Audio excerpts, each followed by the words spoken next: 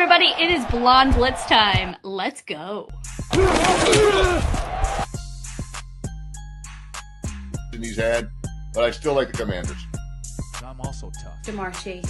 I'm looking at that Cincinnati team against the Cleveland Browns. Well, as soon as I saw the rain last night, I was wondering if that might be a little bit of a factor as well. Play that week is really going to be more impacted. With the Raiders, who got Jacoby Myers back. The same thing with Joe Burrow. You just expect Joe Burrow to do it because he's been to a Super Bowl. It's time to send in the Blitz with Deb Whitcas and the Blonde Blitz.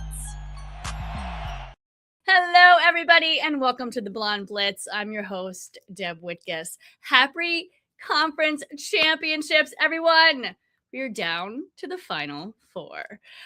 We've got a great show for you today. Today, my special guest is former NFL wide receiver, who now is the president of the NFL Alumni Dallas chapter, Byron Williams. He's here to help me with hot takes, and we'll hear all about his football career and current endeavors. He's an author. He's a motivational speaker. He's a youth coach.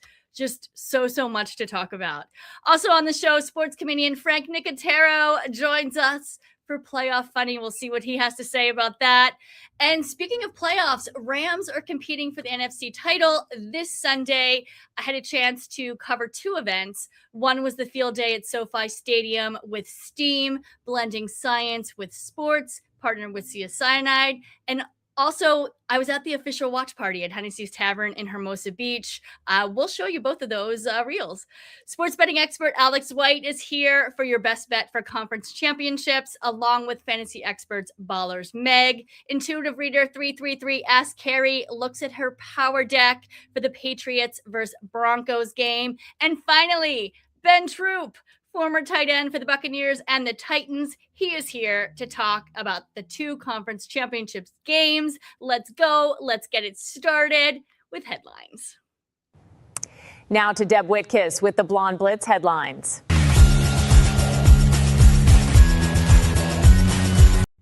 It was a wild divisional weekend across the NFL with two overtime games, massive momentum swings, and defenses completely flipping games late.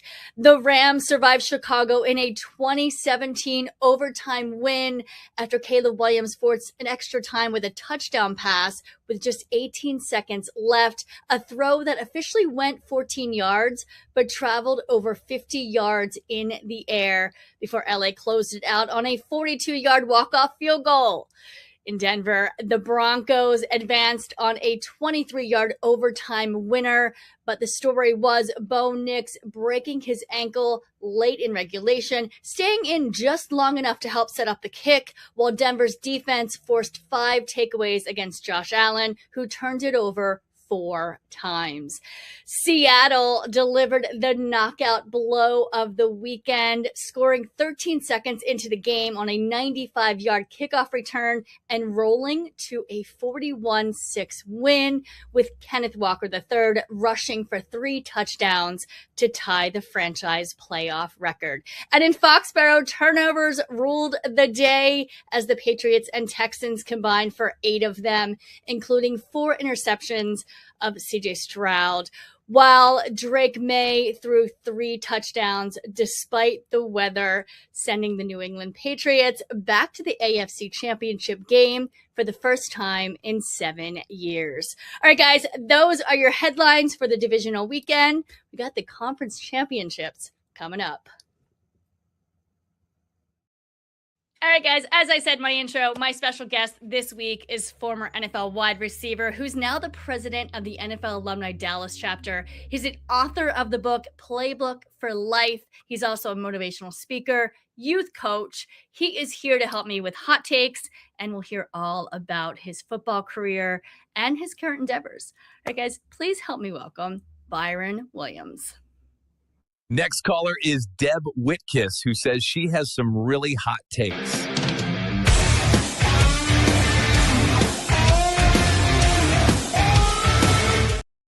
Hello, Byron. Hello. How are you this evening? I'm Good.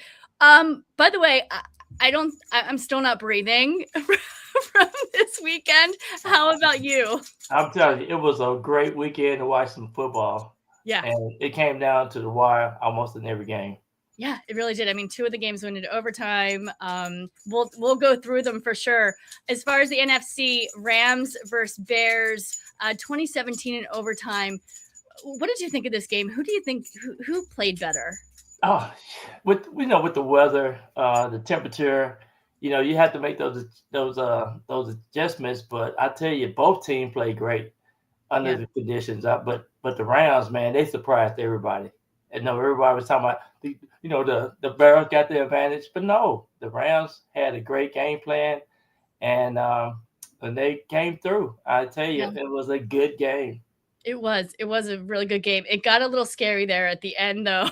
I mean, I think Caleb Williams had like the touchdown of the season. That throw in tight end Cole Kmet, and the final was like 27 seconds, 4th and 4. They tied that game, throwing it into overtime. But there was a couple times during the game, and I'm a beat reporter for the Rams, so I'm there at practices, and I see the guys. I get to interview everyone. It's such a blessing. And McVay, he admitted he didn't, have a great game. Like he didn't and McVay's an amazing head coach. Oh yeah, no doubt. He puts the players first. It's players first, then football, and he really knows his X's and O's. But at one point I was screaming at the TV and I was like, why are we throwing the ball? Like, obviously Stafford was off. We don't know why. Could have been his finger that has been injured. But I was like, Kyron Williams, Kyron's amazing. Like, run the ball. And then finally they started doing that. And then we, finally, they obviously won the game. Right. But yeah, I mean, and also Cam Curl making that crucial game-sealing interception, stopping that potential game-winning field goal from the Bears. He intercepted that pass intended for DJ Moore. What did you think when you saw that? Oh man, it was great. I mean, I just first the timing and the way things just fell in place for the Rams, it was unbelievable. And they really was in the game throughout. But I'll tell you, just phenomenal play. That interception from Carroll was great, man. I and they say a lot of defensive backs can't catch. They don't catch the ball well, but he hung on and he made the right catch at the right time. I'm telling you. And it's about the will of the guys. It's hard to play in those games, and your foot, your routes and the angles that you have to take. People just don't understand. You don't have the real drive and force that you usually get, and you have to be real conscious because you can slip or the ball can come out. Mm-hmm. But especially in those conditions too. I mean, that was snow, it was sleet, it was like a little bit of everything going on. Truly, that's true football right there. That's what Chicago Bears wanted. They got what they wanted, but the Rams pulled through. Yeah, and the Rams really were not that worried about the weather, which I was more worried about the weather than I think they were, but they pulled it off. All good. How do you think the Rams are going to do against the Seahawks? Man, when you play a team for the third time, it's always a close game. I seen it when I was playing up in Canada. We played teams 3 times all the time up there, but it seemed like everybody know everybody, and the tendencies are less. But I think you're gonna come down to coaching. It's gonna come down to defense, and of course mistakes. You can't make the mistakes. But both teams have phenomenal defense players. So yes, yep. And every play is going to be important. Every single one of them, I feel like, in this particular game. All right, let's move on to the other game that was in overtime. AFC Broncos versus Bills. Will Lutz kicked that game-winning 23 field goal to seal the Bronco win. Were you surprised that the Broncos beat the Bills? I just knew that was going to be the Broncos' time to go to the Super Bowl. Mm-hmm. And because Josh Allen you talking about Superman. He's that kind of guy. Yeah. But I just think, too, that Denver, you had to give it to Sean Payton. Phenomenal coach. Won the Super Bowl before. I think he's one of the most technical coach, and he's real precise on how he coaches. And what people don't realize, and what I look at last year when they drafted Bo Nix, And I said, man, they got a good guy. They got a guy that they know that they're going to build this offense around. And now you see the results of that. Yeah, absolutely. When a lot of people were saying it was the Bills' year without Kansas City in the mix, the Bills have this, and then the Broncos were like, hold my beer. Absolutely. But I know one of the players that's real close to one of the players that was on the Bills. I was pulling for the Bills, but it's all about the last 2 minutes in these games. Seem like the last push. But phenomenal. You can't complain about the style of play and the excitement that you get from all the teams that's playing. Absolutely. And you said you have a friend on the team. I saw Josh Allen some of his teammates were crying, and I don't feel like you see that a lot in football. You don't, because I think too it was the expectation and how they end up being fifth seed or something like that, but they could have easily been 1 or 2 seeds, and of course you don't want to play in Buffalo, but man, I just thought that they had got to the point of where they were going to the Super Bowl this year. I really thought so. Yeah. Well, and now the Broncos are playing, and for this, and on Sunday, Bro Nix, like I said earlier, broke his ankle on the second to last play. He's out for the season. Stidham is in for the, and it's going to be versus the Patriots. How do you think that game will go? Man, it's hard. It's hard. The fourth quarter is hard to breathe in Denver. I don't care what team is playing there. But I was gonna give it to Denver, but now I'm trying to have second thoughts. The Patriots, they don't make no mistakes. I mean, you have to give it to Mays. Drake Mays is, man. His brothers have prepared him for this moment. So all the things that they did growing up, they went from football to basketball to baseball. They stayed active, very competitive family. If you look at the history of his heart, I'm gonna get an edge to the Patriots. Yeah, for sure. And actually, I'm thinking that too. So let's go on to that game, the AFC Patriots versus Texans. Patriots took it 28-16. Honestly, CJ Stroud looked terrible. Right? The offense, I mean, they was in the game, but too many mistakes. Yeah, several turnovers, struggles. Like, was the moment too big for him, do you think? Yeah, CJ had a tough go at it. I think he was trying to force the ball a couple of times.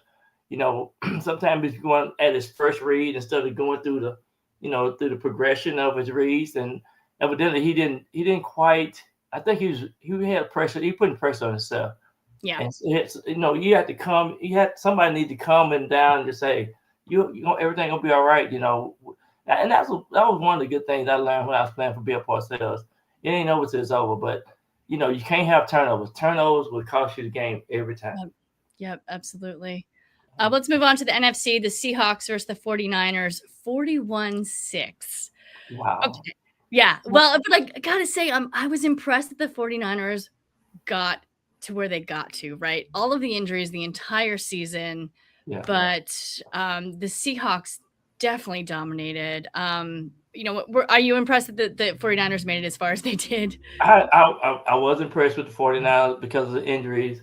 They got a great coach, Shanahan, but I'm telling you, the defense showed up for Seattle. They defense showed up, and now I think they got a lot of momentum going into this week, and it's gonna be hard to beat them. But the Rams, they got some great coaches.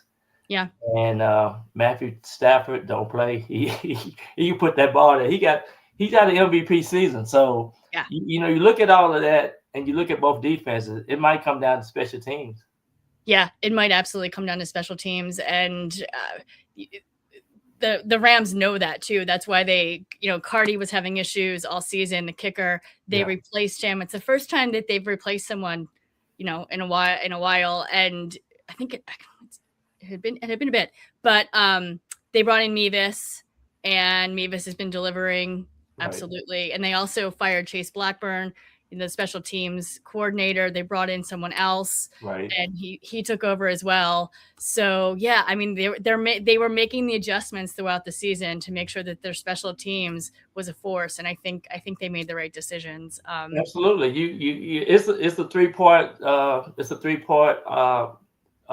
game plan. You got to have that special team, and a lot of people don't look at the special team, but sometimes, and a special team, it might be a special team play this week that gonna break open the game. Yeah, I mean all the kicks I feel like have come in clutch. Yeah, right. The field goal is the one, even the 1-pointers after it's special teams are absolutely clutch. Also, too, a bit of a coach carousel going on, right? Wow. Yeah, I think my old team got one of the best coaches. They the Giants. Yeah, the Giants got a great coach. Let's talk about that. I'm happy for the Giants because now they finally got a coach. John Harbaugh, let's go. Yeah. He's consistent. I mean, you know what you're gonna get with him, and you just can't. He was there for 18 years in Baltimore, but I'm telling you, this guy he was born to be a coach. Yeah, absolutely. I actually, to be honest, wanted him for the Eagles. Don't know where he would have fit in the Eagles, but I just wanted him somewhere in the Eagles. OC, maybe. Honestly, if Nick Sirianni left, I wouldn't be upset, but I knew that wasn't going to happen this season. Yeah. What do you think of Kevin Stefanski going to the Falcons?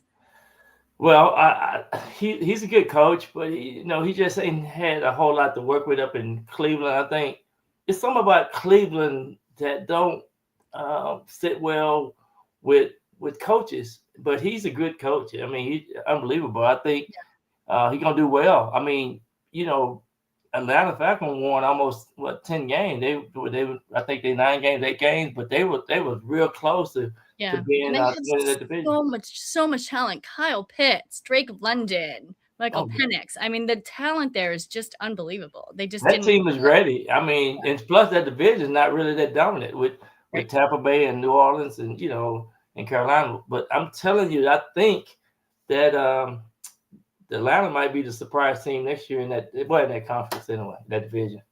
Right, absolutely. And how about Robert Saleh to the Titans? Titans. They kept showing him all throughout the year on the defensive side, and he brought in some players to fill the gaps. They were lacking on linebackers. He brought those in, and just his coaching style. He really is. He's a great defensive coordinator, great coach, and I think that the Titans might surprise some team next year. I think they're gonna be a contender, and because he's bringing a lot to the table. Yeah, and Cam Ward, I just he's such a talented quarterback. First draft pick. I just don't think he got the chance this season. No, he don't have a chance. But I do think for sure Robert gonna make sure the defense is gonna be tightened up, and they're gonna make fewer mistakes. I just think it's so hard to coach in the Jets. When he was with the Jets, he just couldn't really get it going. They was close, and then the injury got him. But then when they fired him, I said, man, he was almost there to turn the Jets around, but they didn't give him the opportunity. Yeah, absolutely.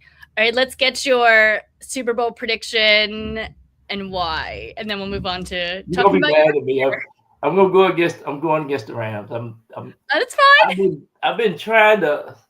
I just see Seattle, and I told people 3 weeks ago. I think Seattle go. After looking at it, I think McDonald, really have them to where they can do some things, and that home field advantage is a good thing. That's what you play for.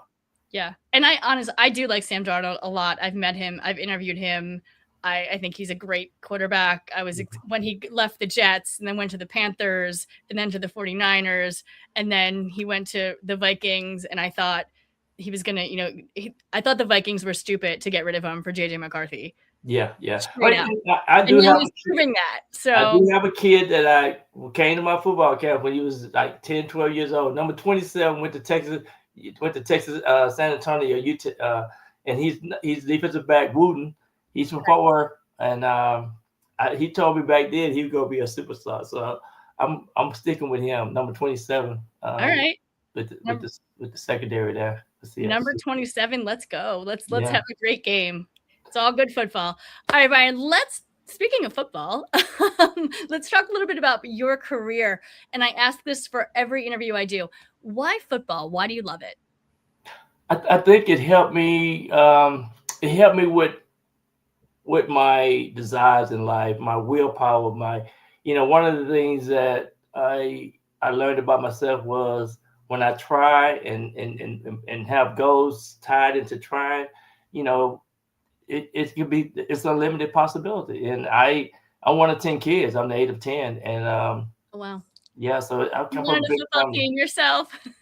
I had 7 sisters and 2 brothers, so I mostly were raised up with girls, but definitely, I've been married my high school sweetheart. I've been, kind of just focused on goals and trying to do right and trying to live right, and been a leader with the retired players. But what I really love about football is the discipline. It gets you to where if you don't do the right thing, you ain't gonna never be successful. So it keeps you on the straight and narrow, and choices that you have to make. And but people are drawn to football. It's just a competitive, and this guy might have beat you one play, the next play you got to beat him. So it's always keeping you on your toes. And you know what? The fewest mistakes that you make, the better off you'll be. And so that's kind of what life is all about anyway. Right. Talk about playing football as a young kid, like in Texarkana, Texas. You started in the 4th grade, right? 4th grade, and then in the 5th grade, I played for the little league, the Packers. And guess what? In '83, I was drafted. Barkstar called me and said, "Byron, you're a Packer." I couldn't believe it. So really, that's so full circle. Full circle. I'm telling you, full circle. And then I was the very last guy that they released that year. And then I went to Philly for 4 weeks. And then Bill Parcells picked me up my rookie year.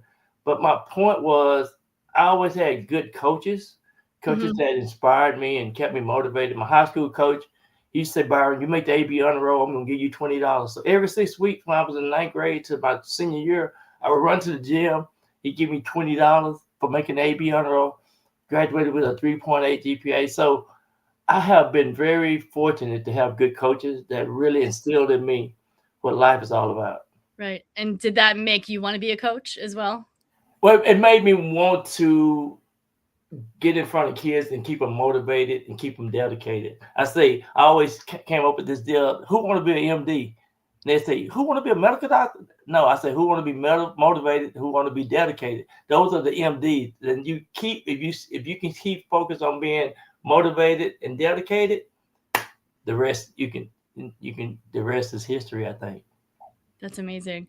I want to hear a little bit. We'll go a little bit more into that a little bit later when we talk about what you're currently doing. Okay. I wanted to hear about your draft story. With Green Bay, just because you played for Green Bay when you were in the 4th grade, and then for the draft. So in 1983, Elway, Marino, I came out with those guys. Eric Dickerson, Craig Jack, all those guys. So I was drafted in the 10th round. I broke my ankle at UT Arlington. We didn't throw the ball that often. And so I caught 28 passes my senior year. I had over 500 yards. I had 8 touchdowns. But I could run the 40. I could run 4.23, 4.28. I was real fast. I was one of the fastest guys on every team I played on. And that's what really got me noticed. And so I was a pretty tall receiver, weighed 188. I'm weighing 191 today. I checked my weight today, but I'm 6'3", so I was pretty, real strong guy. Could block real good because when I first went to college, we ran the wishbone. So you as a receiver in the wishbone, first thing you know how to do is block. So, right. But that carried over to being drafted. I was the 253rd player taken out of 266, but it was 28 teams back then, 48-man rosters. Now it's 32 teams, 53-man roster. So, so if you're in the top 260, you get a chance of making a team or something. But what I did was I learned from James Lofton and John Jefferson. Those guys were Pro Bowl receivers when I first got to Green Bay. And so and then when I got to New York, I learned from watching Lawrence Taylor and some of the work habits they have on the football field. So I'm the kind of guy that was a student. I'd like to always see who the best. And on the team and what kind of work habits did they have. And so that's the kind of guy. I was kind of like a student of the game. That's awesome. What was your favorite moment in football? My favorite moment in football was my rookie year, right there in LA. I scored my first NFL touchdown against Lester Hayes in the LA Coliseum.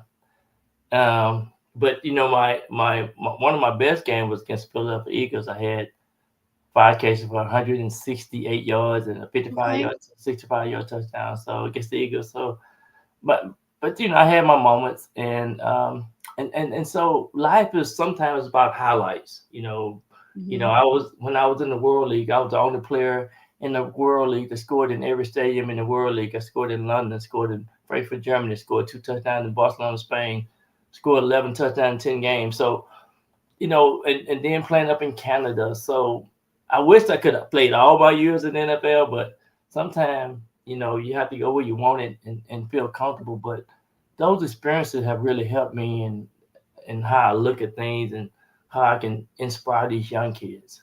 Absolutely. And that was my next question. What are the life lessons that football has taught you? Well, for sure, you need to set your goals and you need to hang around, have good choices. I think it stems from having a relationship, a prior life. And, I've been married 42 years. Wow. And, I just keep it simple for me. One of the things I do, I had like 4 or 5 NFL players call me today about stuff. I'm going out to the Super Bowl. So I like what we have established, because guys know how hard it is to really play on the level of the NFL. Mm-hmm. And it's very difficult. It's very, very difficult. And then, to put up with some of the coaches and some of the teammates. And so you get a little bit of everything. And so, but, you can come home and relax and sit back and say, okay, this is what I need to do. This is right. So today I went to the YMCA and worked out. And so every time I go in the gym, I think about, when I worked out in New York, how Green Bay was, and some of the things will come back. But even when you look at the football games this weekend, it's a lot of players retired. They look at the game and say, man, look at that. They analyze the game, and then people will call them and ask them questions because they think we're experts. But the game is all about not making mistakes. Absolutely. And what? Let's talk a little bit about the youth coaching. I know super important to you. What made you get into that? Well, I started doing football camps. I did football camps with Terrell Owens. You coached T.O.? Yeah. I did football camps for him, and I had a little deal called football mini camp. So I do Terrell Owens football mini camp, Dante Whitner football mini camp. And then I've been doing my football camps for 31 consecutive years in my hometown. So I always did my football camps the week after Father's Day weekend, because a lot of kids now don't have fathers. I was blessed to have my dad all my life. And so we have it at the Father's Day weekend. And guess what else I do? Whoever wins the Super Bowl, that's the colors of the shirts that we have. So this past year, we had the Eagles colors. Okay. The previous 2 years, we had the Kansas City colors.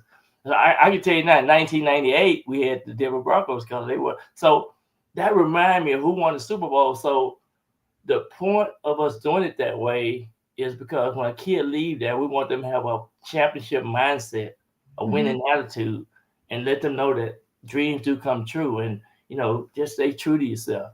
And so those are the messages that we have. We don't try to say, you're gonna play NFL, you're gonna do this.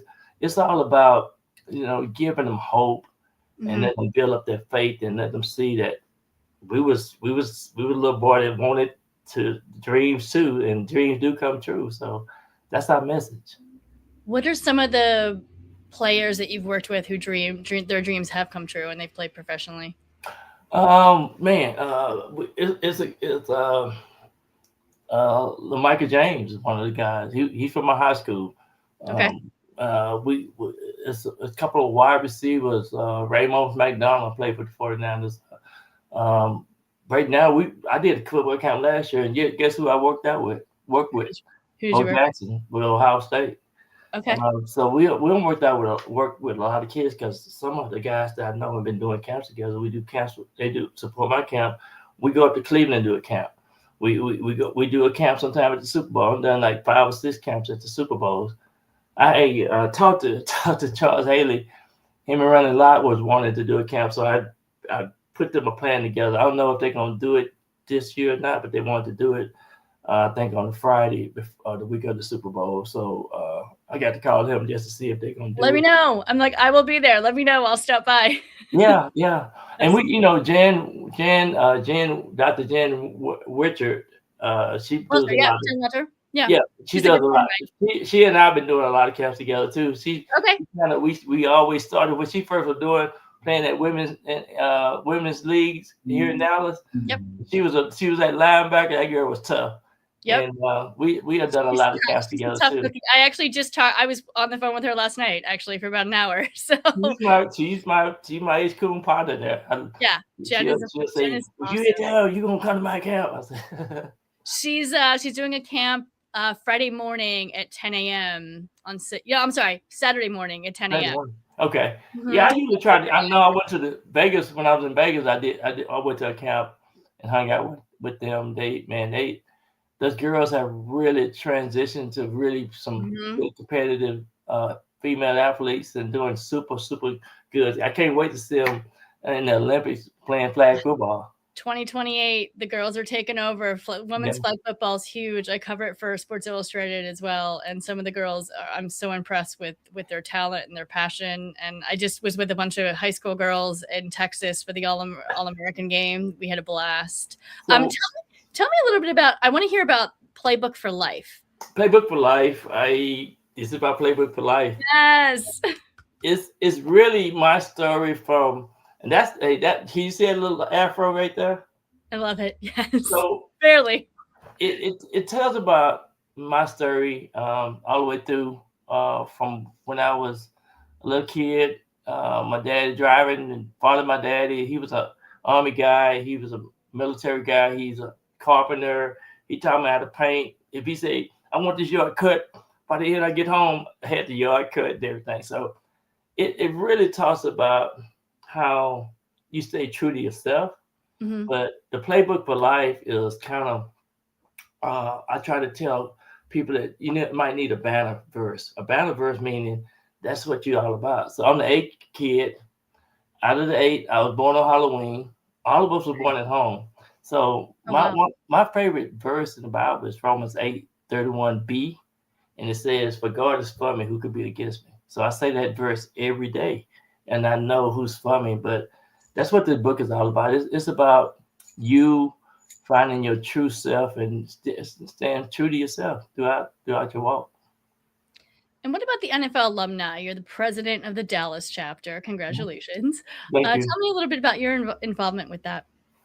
Well, I really like it because a lot of retired players need to be, I kind of see myself as their coach. I can help them if they need to know what the dentist number, the 800 number, they need to call Delta Dental. They need to find out what doctors that we have. We have a list of doctors that they can go to.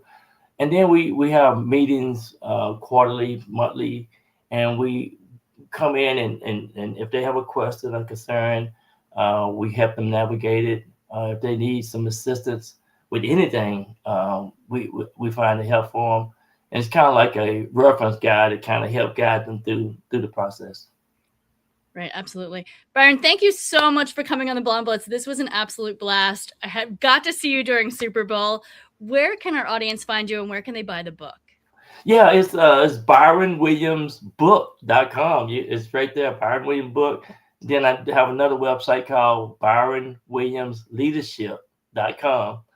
And they can find me on all social media platforms. I got a Instagram, X, NFL alumni, Byron Williams, NFL, LinkedIn. So I'm out there everywhere. I just got to get more followers. All right, well, we will make that happen for you. I will see you during Super Bowl. This was absolutely. We definitely, because Kim said she got some plans for us, and looking forward to meeting you. And thank you so much for having me. Absolutely. Thank you so much for being here. We'll see you soon. All right, thank you. All right, bye. All right, guys. Next, sports comedian Frank Nicotero gives us his funny take on playoffs. Frank, what you got for us? Okay, I got one for you. What did the wide receiver say to the football? Catch you later. Yeah, my jokes suck. That's why I watch the Blonde Blitz.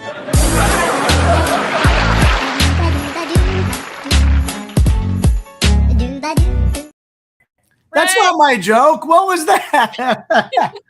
Well, from one Byron to another, I'll just slowly drink out of my Comics Unleashed cup with Byron Allen. I was in LA yesterday taping an episode. It was very exciting. Courtney and I were in on Monday night, 6-hour drive Vegas to LA with MLK holiday traffic. I didn't think there'd be traffic. Watched the national championship game on my phone while driving, but being very careful. But I was only going 11 miles an hour, so I don't think I was breaking much. That Got to LA, checked into the hotel. Yeah, got up, saw the beach, did the show, drove back about 4.5 hours. But I got a mug, and I don't know when the show will air, but I'll keep everyone posted. But anyway, what's happening? What is going on? I have to, first of all, condolences. Your Steelers are not in. Look, playoffs. you know, neither the Eagles now either. So yeah, the Steagles are no longer. Or Courtney's Commanders. You can't say the old name. But anyway, look, I've always liked the Rams. I spent my childhood in the 70s, mid to late 70s in LA. So I knew I was a Steeler fan. I love the Steelers, but we had the Rams back then. So I'm partial to the Rams. One of my best friends is a Seahawks fan, Christian Hansen, who I think you met at a party of mine or two. But I'm an AFC guy. As a Steeler fan, I've always rooted for the AFC. Which is funny because I'm NFC for sure. Right. And I've always rooted for the AFC rep until the Patriots. So that's not going to happen. I don't like the Patriots. I don't really love I don't hate the Broncos. When I was a kid, first Super Bowl I remember watching was like Denver versus Dallas. Tony Dorsett and the Cowboys won. Orange Crush. I was rooting for Denver because I hated Dallas because they were a rival of the Steelers, and I even knew that at 7. It's hard to root for Sean. Sports betting, right? You started sports betting, right? Yeah. Right? Started booking it about it. But, Sean Payton, is a dislikable guy. I liked him when he was at the Saints. I hate to say it. I'm going to root for whatever NFC team it is. The Rams are easy to root for. I like McVay. I like Stafford. I mean, Shieldhouse and Shula, hopefully going to be one of the Steelers head coaches coming up. Or give us both. We'll take Shula to head coach. He can be Shieldhouse, as they'll call him in Pittsburgh. They're definitely both interviewing around. Yeah, and they have to do the virtual ones until they're out.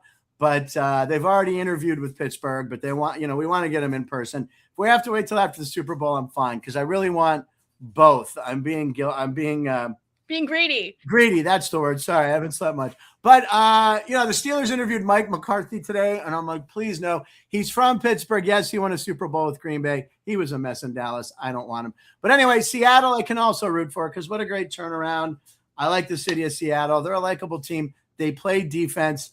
I mean, was it 41-6 last week? It was insane. I mean, I watched some of it, and then I just turned it off. I go, this isn't even a game. Niners, obviously, they just couldn't keep up with them. And the Rams, look, this is going to be an epic game. And everyone's saying, the Super Bowl winner is going to come from this game. But, that's happened in the past. They might beat each other up so much and exhaust each other that even 2 weeks from now, they might still be beat up. And the AFC team, who will be the underdog, the thing that I found, I think so. The thing I found intriguing, the NFC will be favored. The thing I found intriguing is we could have a rematch, right? We could have Rams Patriots, we could have Seahawks Patriots, we could have Seahawks Broncos. The only one we haven't had is Rams Broncos, right? Right. So, which originally is what I thought it was going to be. Now I'm going more towards Rams Patriots just because Bo Nix is out. Yeah, I mean, I think it's 5.5. It's a 5.5 point. Yeah, the Patriots are road favorites, 5.5, which in a championship conference championship is unheard of. But this is such a weird situation. So, I'll be watching both of these games. I had stuff going on, and I got to see the Buffalo Denver game. I was rooting for the Bills. That was like the last team in the AFC I cared about. But look, they're going to be great conference championships. I don't want the Rams to get eliminated, but if they do, I'm going to send all my Spirit Airlines credits and get Shula and Chelsea to Pittsburgh. Or I might have some points on Southwest, but I'm getting them there because I want them in Pittsburgh. I don't want Mike McCarthy, Brian Flores just re-signed with the Vikings to be their D coordinator, even though he's already interviewed for the Steeler job. We had him there. I don't want him. I want to go with these young unknowns like the Steelers have always done. 3 head coaches in my lifetime. So let's keep it going. Yeah. And I think Tomlin did a great job, but it was just time. I mean, it was just time. I mean, to then get blown out by the Texans, we were hanging in there, and then, just the Texans defense was just too much. So I was surprised that, Stroud played a horrible game against the Patriots. Yep. But because the Steelers had beaten the Patriots. So I was like, oh, we could beat them again, even though I think the Patriots had 5 turnovers in that game. Yep. But I don't know. I can't wait to watch both games. But for one of the rare times in my life, I'm going to be an NFC guy in 2 weeks. So I can't believe it. All right, Frank, thank you so much for coming on the show. Where can our audience find you? All social media, Frank Nicotero, Instagram, Twitter, Facebook, Friendster. I don't know what else is out there. Is that still going? I don't have an OnlyFans yet, but we'll see how the rest of the year goes. But no, and Deb, as always, thank you. Love being a part of this. Such a great program. It's always well produced. Always coming with. I loved listening to Byron. What a guy he was, man. He's great. Yeah, fascinating stories, but continued success. And I don't know what Alex picked as her picks, but I can't wait. I'll take a look. I don't know. We were drinking with her on Friday night, so I hope she made her picks sober. Well, not sober. She doesn't drink. Anyway, I'm getting Alex in trouble. Thank you, Deb, as always. I'll see you soon. We'll see you soon. Thank you. Bye. All right, guys, speaking of playoffs, the Rams are going to the NFC Conference Championship, but they had to get through Chicago to do it. I was at Hennessy's Tavern, Hermosa Beach, for one of the official Rams watch parties. Check it out. Hey guys, it's Deb Whitcas with the Blonde Blitz and New Stitch Media. I am here in Hermosa Beach, California. It is divisional weekend, and it is time for the Rams to take on the Chicago Bears. Hennessy's is having an official watch party, and I'm going to talk to some fans to see what they think about the game.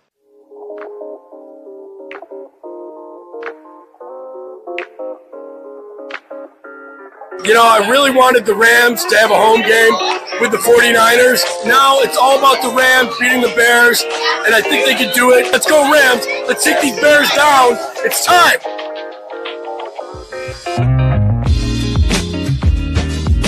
Die-hard Chargers fan, but today, go Rams. Chicago just scored, but I'm not even worried about it, I'm already going to say that next week is going to be a tough matchup against the Seahawks. I got that much faith. It's halftime in the Rams-Bears game here, divisional round, 10-10. Adjustments that need to be made in the second half. Better pass protection for Stafford. He's getting pressured. He's getting sacked. He needs to spread it out a little bit. It's the coldest temperature ever in Chicago, but I think the Rams are going to step up. Puka Nacua is on fire. Matthew Stafford is playing his best ball ever. That defensive stop, 4th and goal, and the way that they took Swift and they double hit him and planted him into the turf was the best ever defensive play I've seen this divisional championship round. We have 27 seconds, and you can cut the tension with a knife.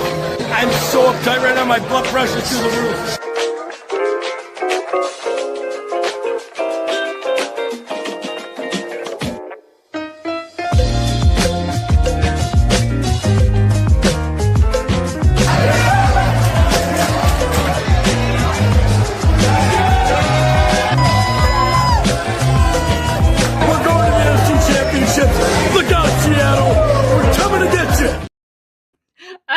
And keeping with the Rams, I had the opportunity to spend some time on the field and in the locker room at SoFi Stadium with 750 4th and 5th graders from the LA area.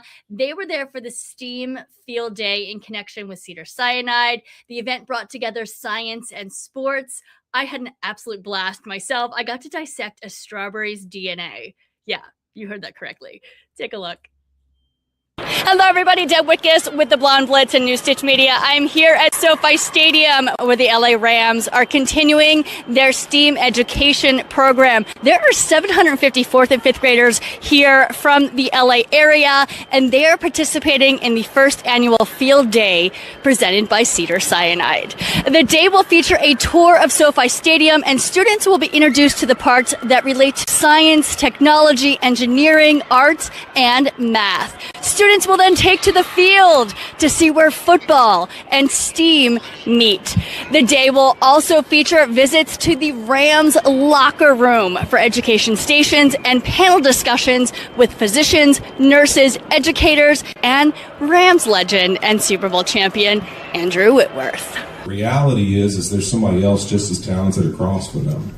And so it's actually really hard to be consistent as an NFL football player. And so I always said this, I said this earlier to the question of what's the hardest part of the job, and it kind of goes into the same question, is that ability to handle what does consistency look like. And what I mean by that is, like, what are my habits and my choices every day that kind of lead to making my job easy, right? So am I doing things that help me be more consistent?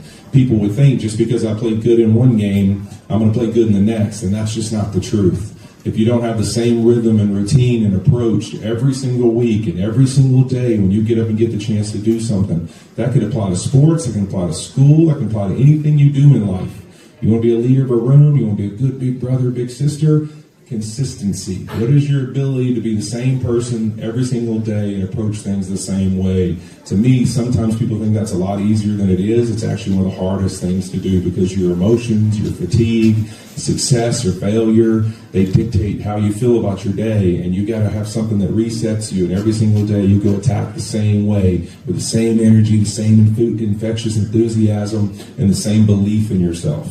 His confidence is one of the most powerful things we can possess, is that belief that we can achieve.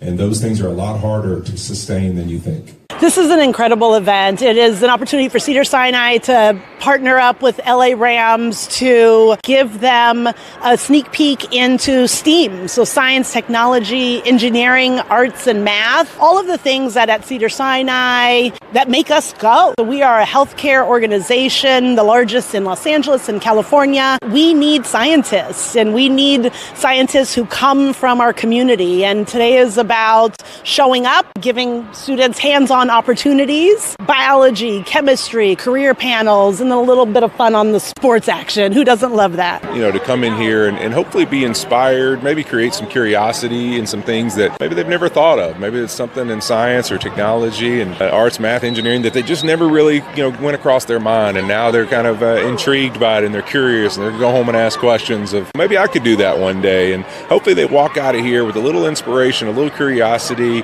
and most importantly, just a little confidence of what a cool day. Some people love me, they care about me, and you know what, I feel safe. And I think that's something we really want them to walk out of here with. You guys have fun? Yeah! Did you have fun?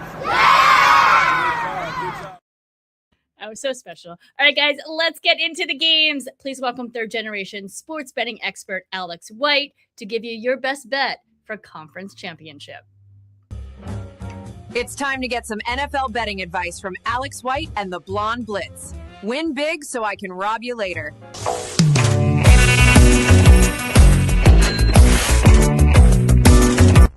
Happy conference championship weekend, everyone. Cannot wait for these two matchups. Let's get a winner. It's on a side here, and then next week it's going to be all about the prop bets for the Super Bowl. Let's go to the NFC. Third time we're going to see this matchup between Seattle and the Rams, and I just cannot quit the Seahawks. And why should I? They are peaking at the right time. I am very impressed with this team. In their last 3 games, they've held their opponents to an average of 183 yards. On the other side, the Rams are going in the wrong direction. On the road this year, they're giving up an average of 342 total yards. We saw it in both games against the Seahawks. They allowed 414 and 415 total yards. I think these two teams are going in opposite directions. I think the Rams are still being priced like they are mid-season, though. The Rams have lost 3 of their last 8 games, and the Seahawks come into this one winning 8 straight. I love Seattle minus 2.5. I think they get it done. I think they represent the NFC in the Super Bowl. Good luck. I'm Alex White from Sports by the Book. I'll check in again next week, and enjoy the games, everyone.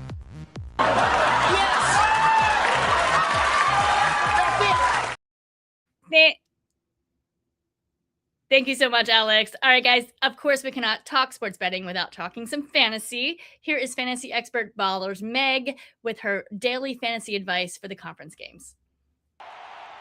When I'm looking for fantasy advice, I listen to Meg from TSS Fantasy.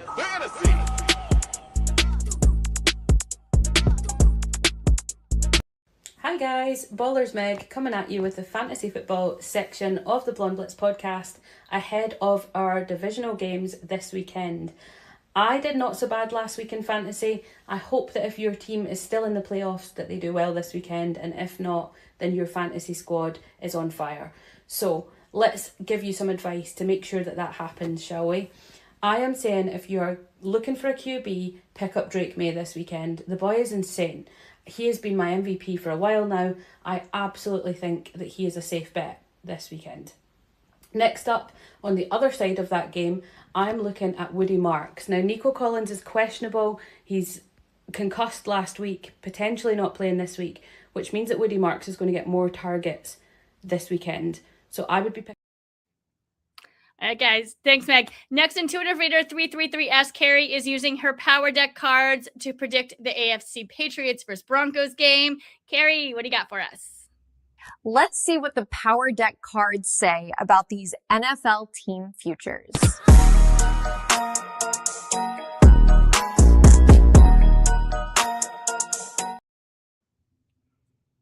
33S Carrie here, ready to give you Super Bowl 60 playoff game predictions and who will be the final two teams that will represent their divisions. That's right.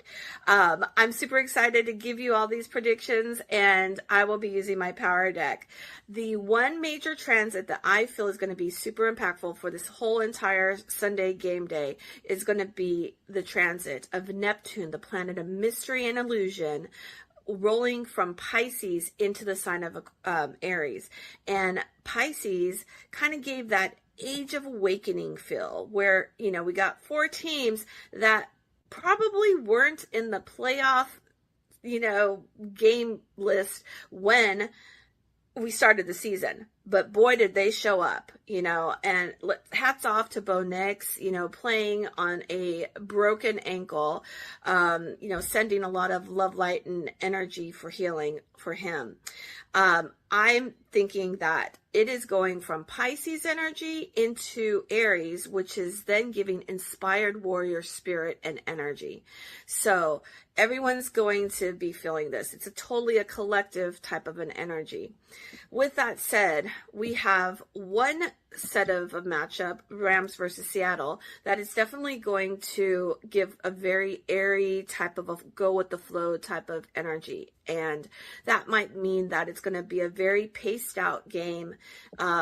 It's going to be play after play. I feel that the Rams and Stafford will definitely have at least one long pass. And then we have Geno Smith, who I feel is going to kind of, you know, set the pace and tone for his team. Not very flashy, but very consistent. So I will be doing card predictions again with my Power Deck here in a minute. But let me talk about New England Patriots versus Broncos. Now, it's not over for the Broncos. Everybody thinks so. I think that Steedham's going to definitely give a very good show off because he is a Leo. And Leos right now are rolling into their full moon that starts the first part of February, which is following the playoff game. But it just means that he needs to release his fiery energy and put everything into this game. But I definitely think he's going to keep a little job security for himself, let's say. And of course, we have rookie Drake May. He's done everything for his team to get them to this position to where they are. And we can't forget, you know, the Patriots defense. So that game too will be great. So let's get into the game Power Deck wise. Let's start with the Broncos. We have the Ace of Spades, the Two of Cups, which is the Two of Hearts, and also the Nine of Spades. So they lost someone, guys. They had to cut them off, their ankle, right? Bo Nix. And then you have the Two of Cups, Two of Hearts, which means that they're using their idea of leadership and partnership to really pull this through. However, they come out with the Nine of Spades, which means a little bit of a loss. So let's see what the Pats do. They have the Jack of Clubs, Jack of Pentacles, definitely a card of money making. And then they have this 3 of spades. Now, this card really is tricky for me because I feel like it means that going into the halftime, they might have lost somebody due to an injury and or a play was very defining for the Broncos, which kind of helps the Broncos out. And then they have the outcome, though, as the Ace of Hearts, which means that Ace of Cups, it means that they're a victor, they have a new beginning of passion, and that's going to get them and set the tone and pace for the Patriots to maybe go to the Super Bowl. Final scores for the teams, we have, I'm going to put Patriots at 28, Broncos at 20, and then I have the Rams versus Seattle's game. Rams 27, Seattle 31. Good luck, guys. I hope everyone's going to get into their fantasy teams and have a wonderful Super Bowl playoff Sunday. Back to you, Deb. All right. Thank you so much, Carrie. All right, guys, we made it to the conference championships, and Ben Troop, former tight end for the Bucs and the Titans, is here to help me with game picks. Ben, let's talk some ball, shall we? Bring in Deb and Troop so we can get our NFL picks.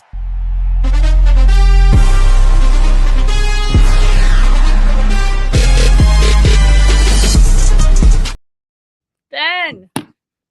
How you doing, Deb? How's everything? I am wonderful. How are you? We are down to the final 4. Oh, my God. Deb, is it just me or did the season just fly by? Like it was here and now it's just gone. Yes, I feel like we were just like, welcome to season 3 of the Blonde Blitz. And now we're almost done. Like, it's just. Hey, well, that's what happens when you enjoy what you're doing. Time just flies. But hey, man, we did make it. We did indeed make it. We did. Well, let's talk about these games, shall we? We got, first up, AFC Patriots versus the Broncos Sunday at 2 p.m. Who you got and why? Man, I feel so bad for Bo Nix. I really do. I mean, you mess up your ankle. The next to the last play of the game, Jarrett Stidham hasn't thrown a football since 2023, has been in the league a long time. They're going to have some Denver magic. I know they had the Demaryius Thomas game this year. They've had some great comebacks this year, but a lot of that had to do with Bo Nix. Mm-hmm. Jarrett Stidham, I know he's going to have to be able to call those plays that Sean Payton has. He's going to have to be able to execute those plays. But I just don't see this New England team beating themselves. If that defense played like they did against Houston, it's going to be a long day for Jarrett Stidham.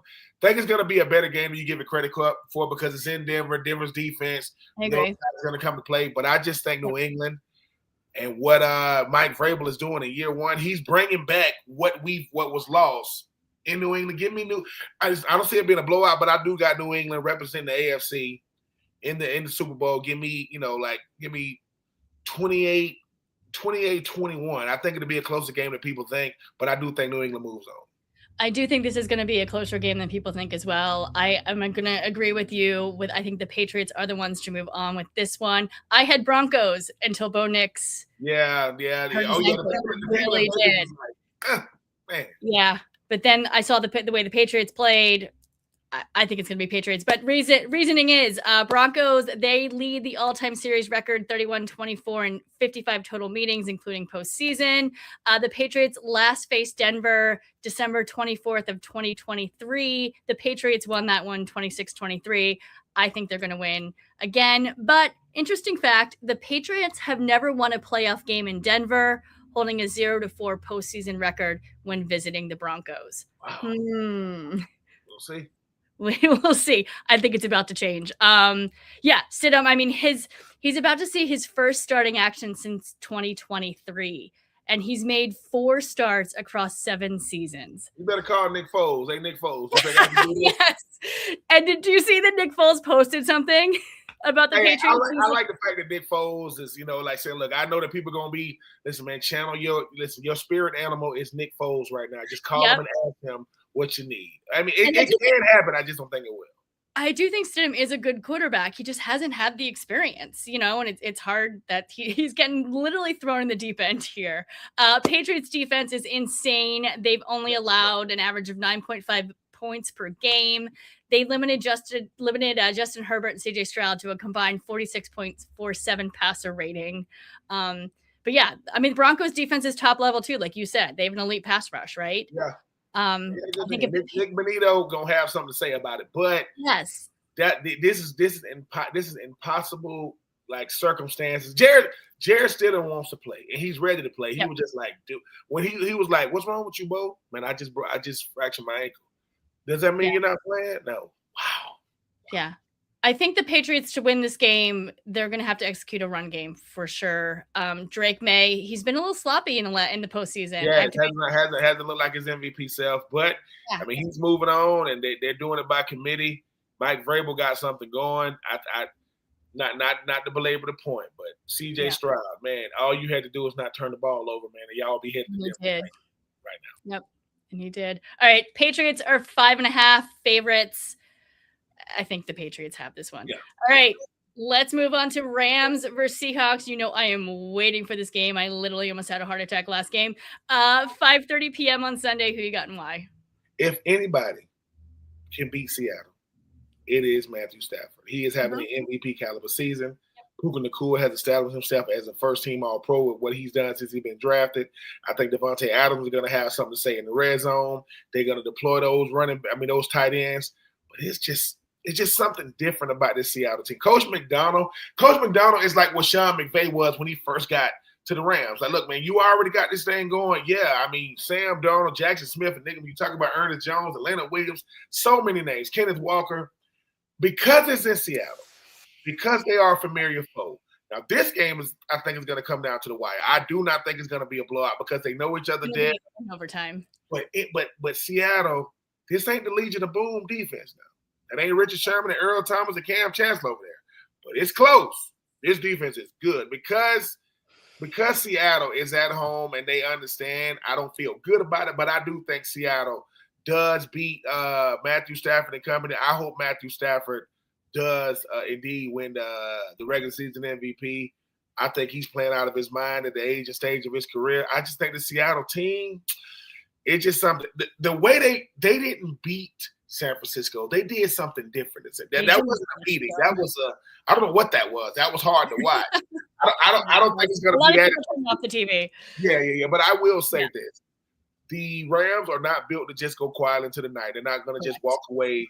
But I think it's going to be a thriller. I hope it's a thriller. But I do got Sam Darnold, Coach McDonald, and company moving on to the Super Bowl. I would love to see Sam Darnold be successful. To be honest, love Darnold. I always have. I've interviewed him before. I've met him.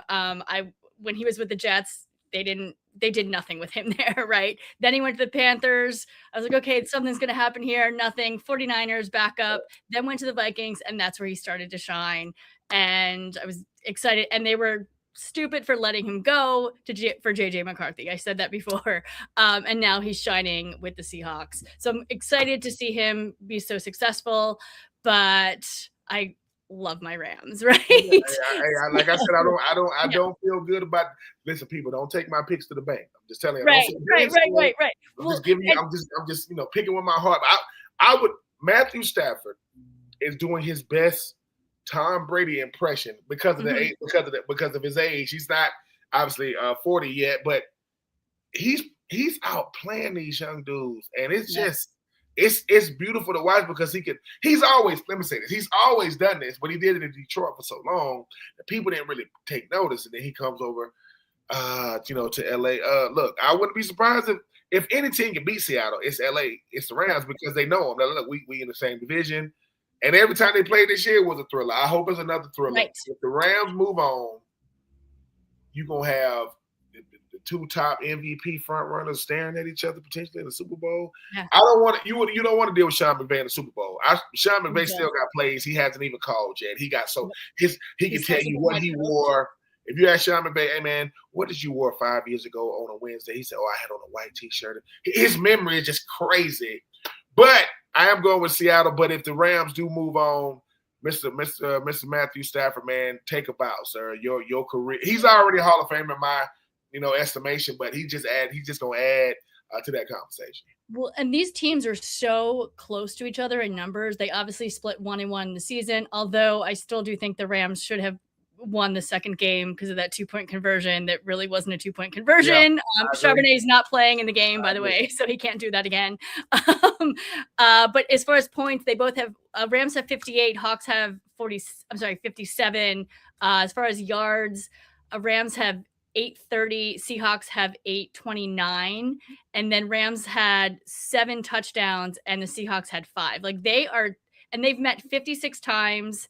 And both teams have scored exactly 1,185 points in the all-time series. So that's how crazy this rivalry is. And that's how close I think this game is going to be. But every snap is going to count, right? Yeah. To be honest, yeah. This is the, what they call it? This is the unstoppable force versus the immovable object. The number one offense in the NFL versus the number one defense in the NFL. Mm-hmm. And like I love the fact that it's a divisional rivalry. The fact that they go, look, we know these people. There's nothing that Matthew Stafford can show us that we haven't seen. There's nothing that Sam Darnold can do. Can you do it again? And for me, if I had to pick the new quarterbacks, I'm going with Matthew Stafford. I'm not picking nobody against him. Puka Nacua he get to show the world again why he is who he is. Watch out. I think the X factor is going to be Devontae Adams. Devontae Adams might put on a show. Not for a lot of yards, but touchdowns. He's a touchdown specialist. Yep. And he didn't have that many catches in the last game, so we'll see. But he's like, listen, he's about to show out. Somebody's about to show out. It's coming. Oh yeah, it's absolutely coming. Well, personally, I think the Rams are a bit cleaner. I think they have a little bit more experience. Matthew Stafford has been in his Super Bowl. Sam Darnold has not. Ooh. I think the Seahawks can be they can be a little rusty. Experience matters, people. Yeah. In football. Yeah. It matters. All right. I'm going to go Rams. I have to. But yeah, I think the Rams take it. It's going to be a thriller. Again, I'm not even sure if my heart can take it. Seahawks are favored by 2.5, but I'm going Rams. Okay. All right. All right, Ben, thank you for coming here. Are you doing your show next or no? No. Listen. We taking this week off. The commissioner is doing what the commissioner does, but we will be back for the Super Bowl. No weddings in the fall. Look, you can do whatever you want to do. I just don't want to catch you in no wedding. I mean, I don't want to no weddings in the fall or the winter or anytime during football season. Absolutely. All right. Thank you so much, Ben. Today's show is sponsored by Wish LBI and Underdog Fantasy. Go to Underdog Fantasy and use promo code BLONDE and we'll double your deposit up to $100. If you like tonight's show, please subscribe and you can follow us on all socials at The Blonde Blitz. All right, guys. Football forever. See you next week. Go Rams.